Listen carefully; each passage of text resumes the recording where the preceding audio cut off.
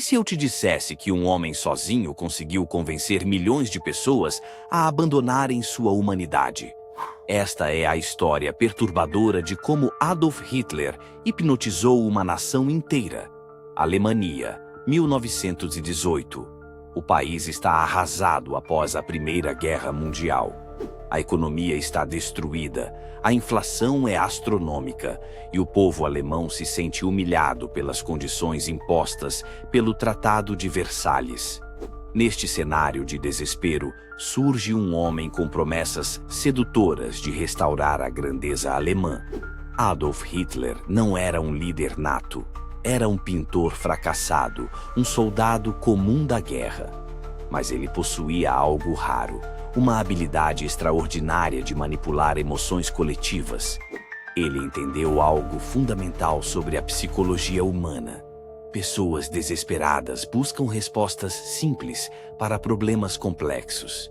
E Hitler ofereceu exatamente isso. Sua estratégia começou com a identificação de um inimigo comum. Ele culpou os judeus, os comunistas e os estrangeiros por todos os problemas da Alemanha. Esta tática de bode expiatório é antiga, mas incrivelmente eficaz. Quando as pessoas estão sofrendo, querem alguém para culpar. Hitler deu a eles esse alguém. Mas a genialidade maligna de Hitler ia muito além. Ele estudou técnicas de propaganda com obsessão. Seus discursos eram cuidadosamente coreografados. Ele usava gestos dramáticos, pausas calculadas e uma progressão emocional planejada. Começava falando baixo, construindo tensão. Depois explodia em fúria controlada. Esta montanha-russa emocional mantinha as multidões hipnotizadas. Os comícios nazistas eram espetáculos teatrais impressionantes. Tochas acesas, bandeiras gigantes, música marcial e milhares de pessoas marchando em perfeita sincronia. Tudo isso criava uma sensação de poder, pertencimento e propósito. As pessoas não estavam apenas assistindo. Elas estavam participando de algo que parecia maior que elas mesmas. Joseph Goebbels, ministro da propaganda de Hitler, transformou a mentira em arte. Ele disse uma frase famosa: "Uma mentira repetida 1000 vezes se torna verdade."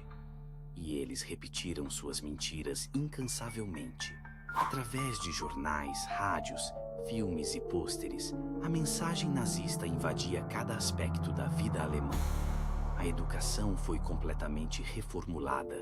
Crianças eram doutrinadas desde cedo nas escolas. Elas aprendiam que Hitler era infalível, que a raça ariana era superior e que sacrificar-se pela nação era a maior honra. Toda uma geração cresceu conhecendo apenas a visão de mundo nazista. Mas como pessoas comuns se tornaram cúmplices de atrocidades, a resposta está na normalização gradual. Hitler não começou com campos de extermínio. Começou com pequenas restrições aos judeus, proibições de certas profissões depois de frequentar certos lugares. Cada passo parecia pequeno, quase razoável para quem já aceitara a propaganda anterior. Este processo se chama dessensibilização. Quando as pessoas se acostumam com pequenas injustiças, aceitam mais facilmente as grandes. Quando seus vizinhos judeus foram levados embora, muitos alemães simplesmente olharam para o outro lado. Alguns até ficaram com suas propriedades. O medo também desempenhou papel crucial. A Gestapo, a polícia secreta nazista, criou uma atmosfera de terror. Qualquer um podia ser denunciado por deslealdade. Vizinhos delatavam vizinhos, filhos delatavam pais. A paranoia se tornou parte da vida cotidiana. Ficar em silêncio parecia a opção mais segura. Hitler também ofereceu benefícios tangíveis. Ele reduziu o desemprego através de programas de obras públicas, construiu estradas, edifícios e fortaleceu a indústria armamentista. Para muitos alemães, a vida melhorou materialmente. Este progresso econômico comprou lealdade e silenciou críticas. As vitórias militares iniciais da Segunda Guerra Mundial reforçaram o culto a Hitler. A conquista rápida da França, país que humilhara a Alemanha em 1918, parecia validar tudo o que ele prometera. Hitler era visto como um gênio estratégico, um líder enviado pelo destino. Mas o feitiço tinha prazo de validade. Quando a guerra começou a virar contra a Alemanha, a ilusão começou a se desfazer. As cidades alemãs eram bombardeadas, soldados morriam aos milhares no fronte russo.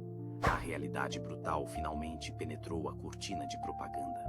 Em 1945, com Berlim cercada, Hitler se suicidou em seu bunker. A Alemanha estava em ruínas. Mais de 60 milhões de pessoas morreram na guerra. 6 milhões de judeus foram assassinados no Holocausto. O preço da hipnose coletiva foi catastrófico. A história de Hitler nos ensina lições vitais. Mostra como líderes carismáticos podem explorar medos e ressentimentos. Como propaganda e controle de informação podem distorcer a realidade. Como pessoas comuns podem se tornar cúmplices de maldades inimagináveis quando a pressão social, o medo e a doutrinação se combinam. A pergunta assustadora permanece: isso poderia acontecer novamente? A resposta desconfortável é sim. Sempre que sociedades enfrentam crises, quando as pessoas se sentem ameaçadas e desesperadas, elas se tornam vulneráveis a demagogos. Por isso devemos permanecer vigilantes, questionar autoridades e defender valores democráticos. A história de Hitler não é apenas sobre o passado. É um alerta permanente sobre os perigos que ainda nos cercam.